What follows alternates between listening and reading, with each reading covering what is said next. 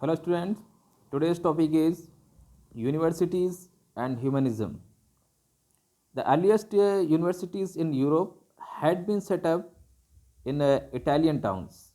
The universities of Padua and Bologna had been centers of legal studies from the 11th century, commerce being the chief activity in the city. There was an increasing demand for lawyers and notaries to write and interpret rules and written agreements without which trade on a large scale was not possible. Law was therefore a popular subject of study, but there was now a shift in emphasis. It was studied in the context of earlier Roman culture. Francisco Petrarch represented this change. To Petrarch, antiquity was a distinctive civilization which could be best understood through the actual words of the ancient Greeks and Romans. He therefore stressed the importance of a close reading of ancient authors.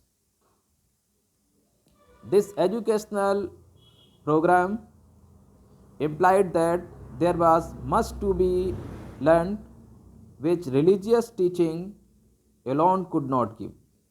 This was the culture which historians in the 19th century were to label humanism.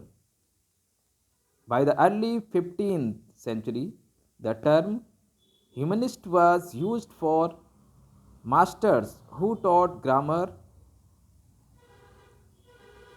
poetry, history, and moral philosophy. The Latin word humanitas, from which humanities was derived, had been used many centuries ago by the Roman lawyer and essayist Cicero, a contemporary of Julius Caesar, to mean culture. These subjects were not drawn from or connected with religion and emphasized skills developed by individuals through discussion and debate. These revolutionary ideas attracted attention in many other universities, particularly in the newly established university in Petrarch's own hometown of Florence. Till the end of the 13th century, this city had not made a mark as a center of trade or of learning, but things changed dramatically in the 15th century. A city is known by its great citizens as much as by its wealth, and Florence had come to be known because of Dante Alighieri, a layman who wrote the religious themes, and Giotto, an artist who painted lifelike portraits, very different from the stiff figures done by earlier artists.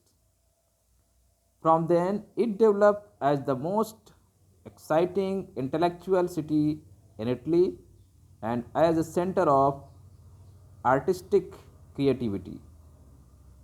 The term Renaissance man is often used to describe a person with many interests and skills because many of the individuals who became well known at this time were people of many parts. They were scholar, diplomat, theologian, artist combined in one.